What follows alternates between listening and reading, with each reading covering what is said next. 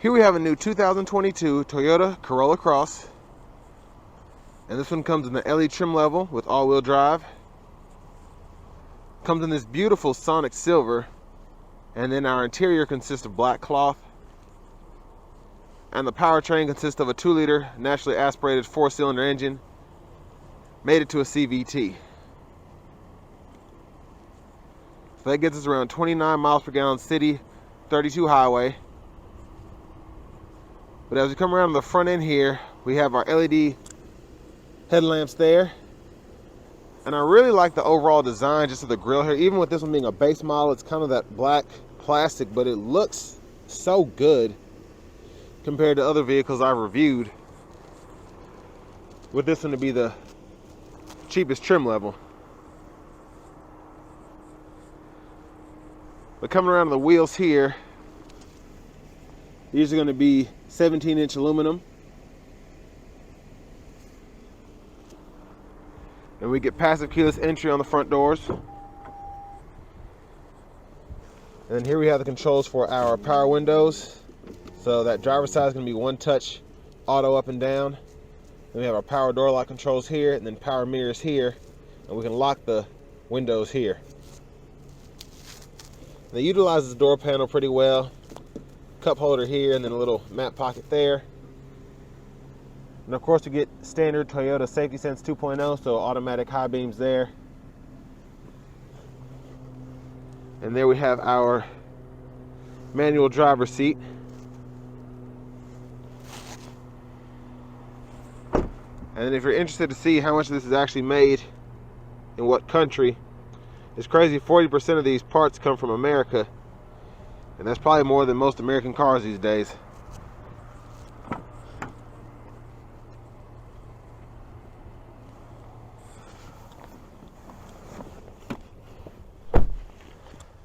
So not the best leg room, which is fine. I mean, it's a Corolla, but really not bad at all for this to be such a small vehicle, and I actually have about an inch or two of headroom. And then there we have our rear AC vents. It's nice to have those. And then if you look down below here, tucked underneath, we have a USB-A and a USB-C charging port there, which I can't even see it, so it's going to be hard to get the camera down there. And then there we have a look at the front from back here.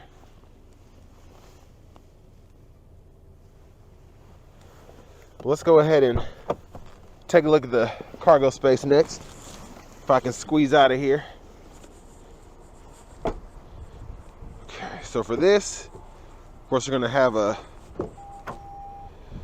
button somewhere, or a lever there, I'm sorry. And there's a gas cap there.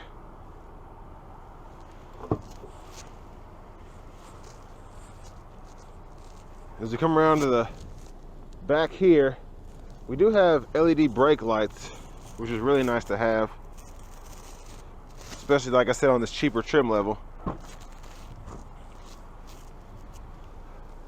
And there's a look at the cargo space, which is actually probably where this car is going to shine the most as opposed to a normal Corolla. It's just crazy you get all that extra space. And then this one has an all-weather floor mat covering up the spare there. And we'll go over this JBL sound system here in a minute. I'm going to give you my thoughts on that because I already kind of tested it out. And then we have the option to retract this as well. I like how easy that trunk was to close and had a nice thud to it as opposed to a cheap sounding slam. And then for our rear seats, if you want even more space, you can hit that. Those will fold flat, and then you can actually run longer objects through or have more space to put bags or whatever you want. And then, is that a pocket? Yeah, this is actually a pocket here. They really blended that in well because I thought it was just like the other side. So that's impressive. And then I didn't even notice you have a cup holder here, window here, and then a little storage there. I like how they utilize that door panel, really do. And I want to give a huge shout out to John Roberts Toyota for allowing me to review this Corolla Cross today. I'll leave a link below to this vehicle as well as their entire inventory in the description. And before we check out the engine bay, let's take a quick look at this window sticker here. So those are all your standard features on the left. And then on the right we have the options. And I definitely recommend paying that $14.65 for the JBL sound system, because it's pretty killer. And if you're big into audio, then I would do that as opposed to going aftermarket, because it's going to cost just as much, honestly. So it's nice to get a JBL sound system with a sub, awesome speakers, awesome tweeters for under $1,500. And then knowing that that'll be covered under warranty, so on and so forth. Let's go ahead and pop this hood.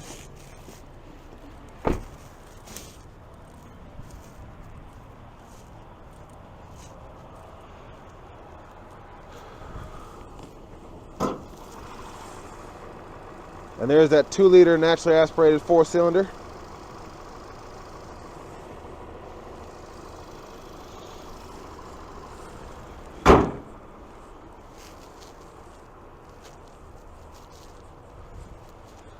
But now let's go ahead and hop in the driver's seat.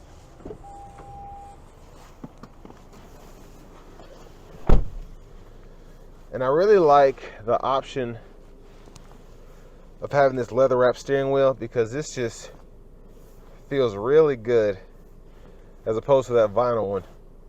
Very impressed by that. So coming over here to the radio, we get AM, FM, XM along with Bluetooth. And then you can use USB for the Apple CarPlay and Android Auto.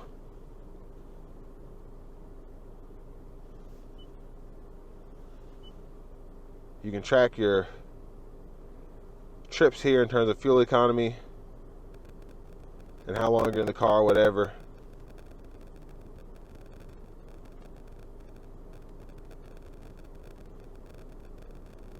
And then this one doesn't have the nav on here, but you can put certain apps on there when applicable and then update them.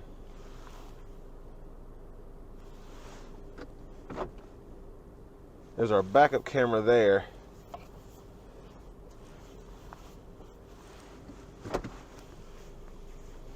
And then down here we have our single zone automatic climate controls. So we can adjust the temperature, set the auto mode, fan speed, and then we even have an eco mode, which I really like to help with that fuel economy. And then we have a USB charger there. And even in this lower level trim, I think it's awesome that you get a wireless charging pad. Pretty decent size right there. And if you want to ever cut your traction control, your auto stop off, you can just hit one of these buttons here. And then for the shifter, you just pull on this lever here, pull down, reverse, neutral, drive, and then you can slap the shifter over to the left, and then you can manually shift the revs there. And then we have an electronic parking brake. You just pull up to engage and then hit the brake, press down to disengage. We have a brake hold, which is nice. And then we have a small center console cubby space with a 12 volt. And then this one also has the option of, I think it's $940 for a power sunroof. And the controls are there, and we can push that up. Or we can one-touch slide it. And then it also one-touch closes as well. And then for the shade, just have a manual one, pull that. And there's the view of the back seat from up here. There's our glove compartment with plenty of owner's manuals. It's actually a pretty big glove compartment. But going over to the steering wheel, we have Bluetooth controls here, volume controls, voice recognition, and then we can actually toggle through the little digital screen on the right side of the gauge cluster. We have plenty of options to choose from there. And then to the right side of the steering wheel, we can control our track list or radio station favorites, toggle between our modes with this Bluetooth radio, and then we can actually turn on our lane tracing assist, toggle our forward collision alert, or adaptive cruise or radar cruise control, gap adjust there. Then we could toggle that there. And then if you hold the button, you can toggle between having just a regular cruise control and then having an adaptive cruise control. Headlamp controls here, windshield wiper controls here, and then for your rear, you can just toggle that. I just want to take a quick look at that tweeter there. The JBL sound system is just impeccable. I wish I would have been able to sound test it. I'll have to do that on another one. And there's our push button start. And finally, here's our key fob. But to really know if this Corolla Cross is worth the value, next I'm going to go ahead and take it out on the road for a quick test drive.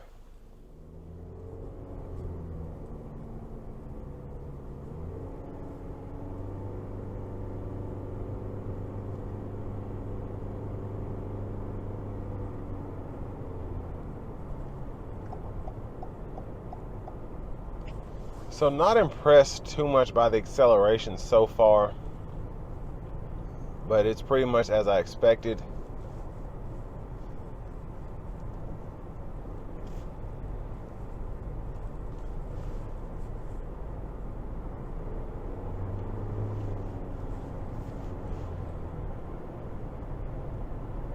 But I do love the lane trace assist, which I've praised Toyota for in many other reviews.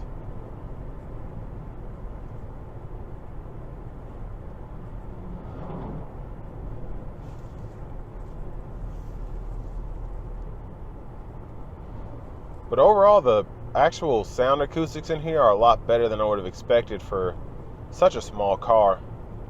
Even though it is a crossover, I was very impressed.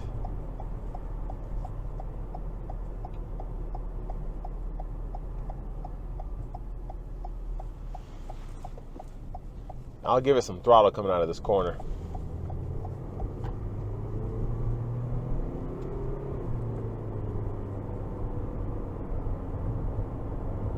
That's better. I mean, with it being a 2-liter naturally aspirated engine, it will require you to put your foot in it when you do want to accelerate.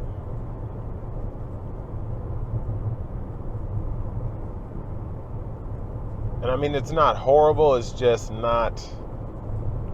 I guess I'm so used to having turbocharged 4-cylinders these days, this just lacks in the acceleration department compared to those. Now, of course, not having a turbo is one less issue you have to worry about down the road, and that's why Toyotas try and stay naturally aspirated for their reliability. For the most part. Of course, I think the new Tundra, you have the option of getting the hybrid of the turbocharged V6. So we'll see how those hold up. But for the most part, that's the reason these are so reliable. You just have naturally aspirated flat 4s, then of course your V6s and the Camrys, Avalons.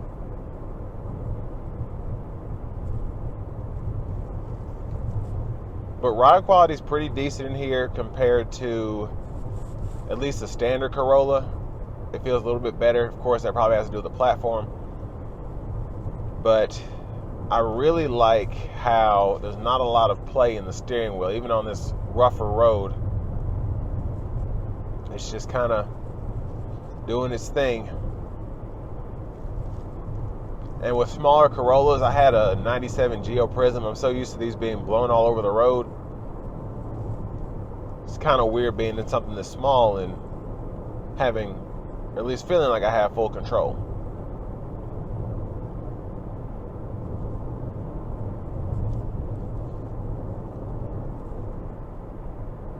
Yeah, it's just a really solid ride. I don't know if you can hear it, but it's just really smooth. And it's just kind of there's a little tire noise, but for the most part, it'll almost put you to sleep how quiet it is in here. It's not like Mercedes quiet, but it's quiet.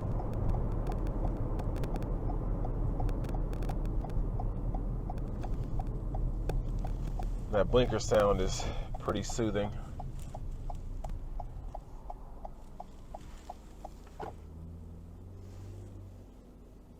And the battery's charging. I like how it tells me right there. It told me why the auto stop wouldn't come on. I guess the 12 volt is still charging up.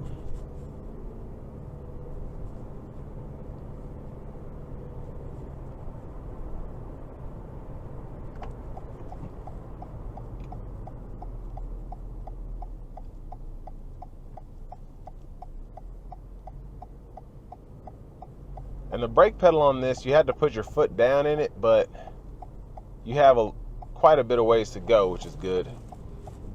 It still has good stopping power. Let's give it some throttle here.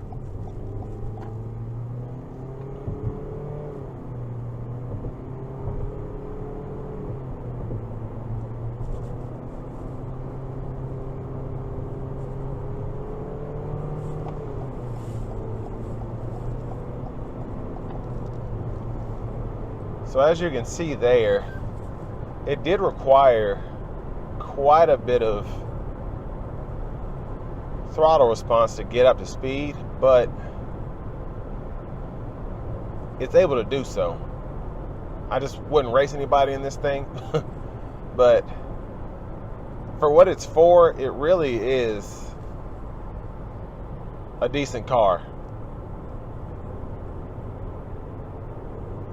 Especially if you want that Toyota reliability. I think this one stickers at 32 or 34. And like I said, you get the sunroof, the killer JBL sound system. So just all in all, really impressive.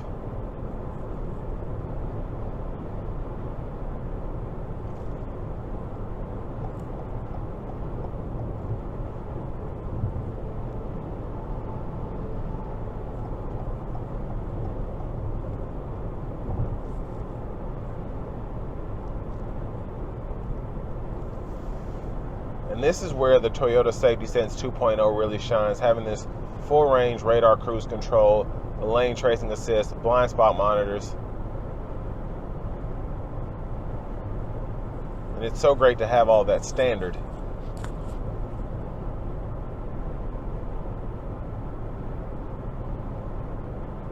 It just makes the drive so much more relaxing.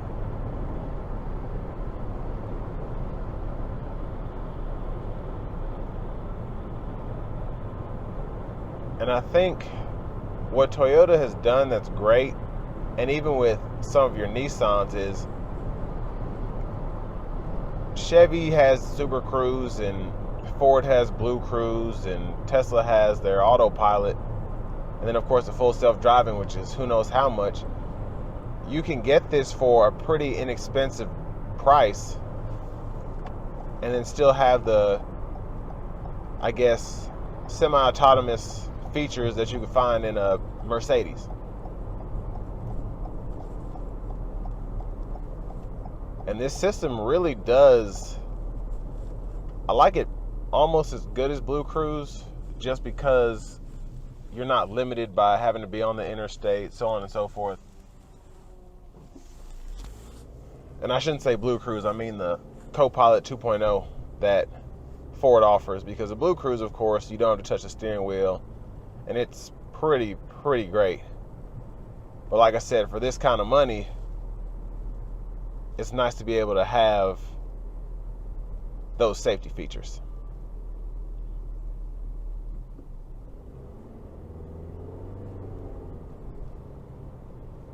But with all that being said, this is going to bring me to the end of my review of the new 2022 Toyota Corolla Cross LE.